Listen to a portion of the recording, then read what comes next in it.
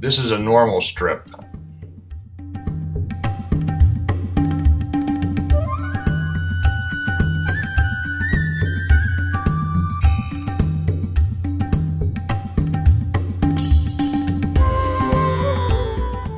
And this is a very slow strip.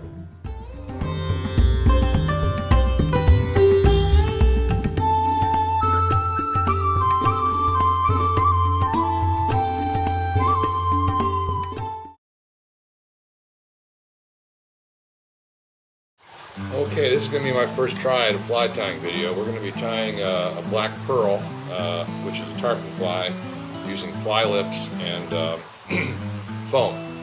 First, you need to start out by putting some thread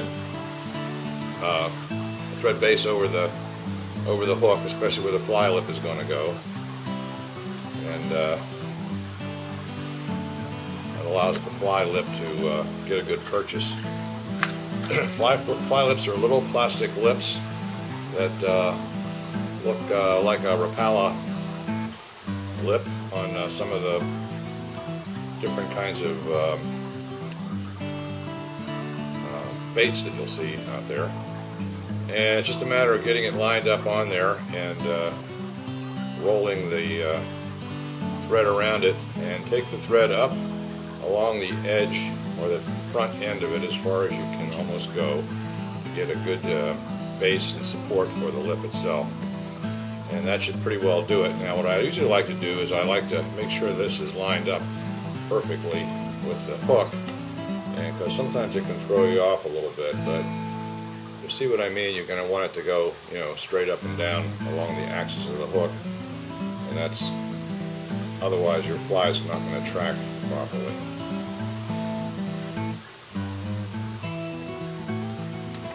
Okay. Now these are just little foam cylinders. They come usually about 5 or 6 to a package, and these are the 3/8 inch ones. I like to take a sanding disc or a belt sander and kind of make a little point out of it. That kind of gives the head a little bit more of a blunt point as opposed to a square point like you would have for a popper. And I'll show you what we do with that.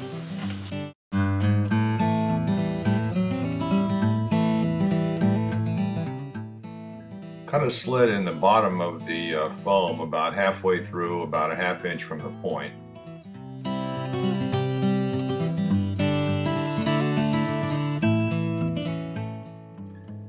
Then heat up a nail. I have a little wooden handle on this one to keep from burning myself. And you're going to use this to pierce the foam so that the hook can slide through it.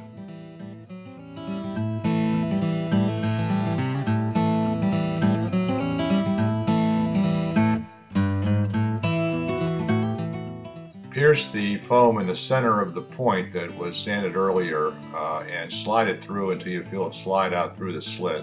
It goes through the middle, unlike a rose lip popper, which is off center.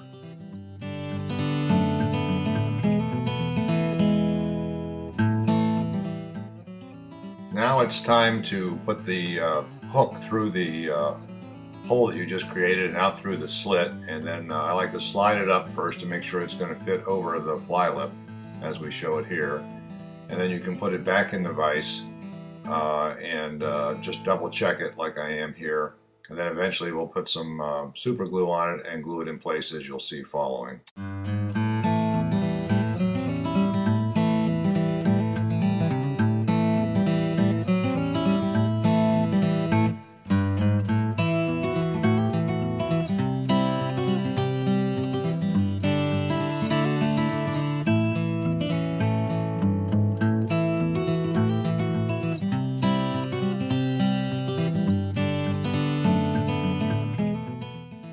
Here you can see the slit positioned on the bottom of the hook, and then just take a little super glue Put that in the slit, hold it together, and that will glue almost instantly.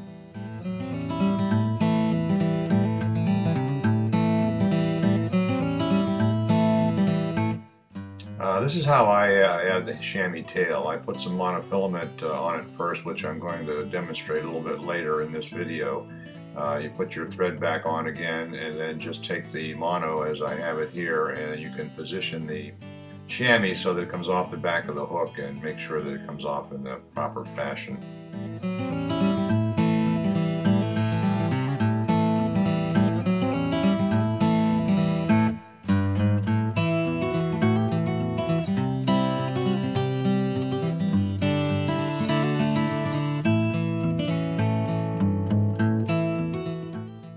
Notice that the chamois is cut so that it goes around the bend of the hook, and in this case, because of the way you'll see it later on, it hangs off the back of the hook and helps keep it from fouling later.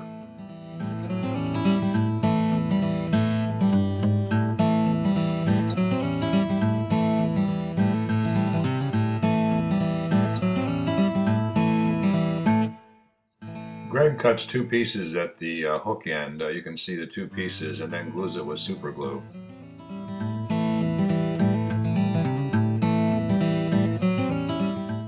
I do mine by piercing the end of the chamois with a bodkin. You can see the hole right here. And then I make a loop of mono that I pass through the hole and bring it up tight so that it's constrained by the chamois. I use tear mender, which you can get at Ace Hardware, and you can just glue it together, and it glues almost instantly, and you end up with something like this. And then you can position it and tie it on the hook.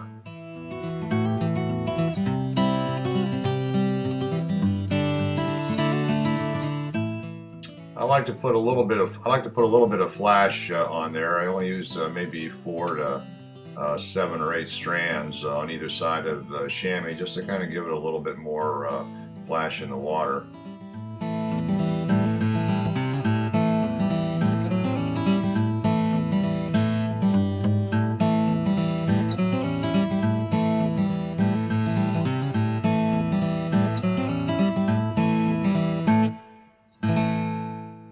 Okay, we're almost done. Just have to palmer a little bit of rabbit strip at the tail end of this, just to kind of fill in the gap.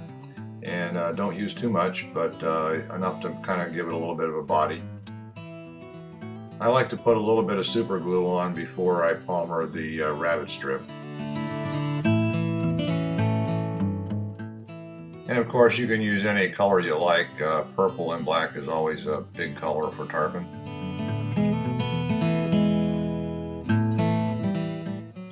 You could use marabou here too, and I've done that. You actually get a little less resistance and maybe a little more action with your fly.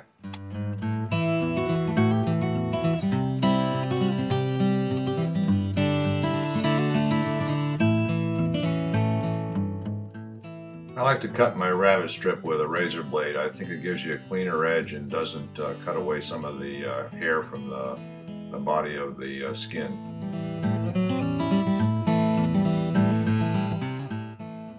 Whip finish, and go jump some tarpon.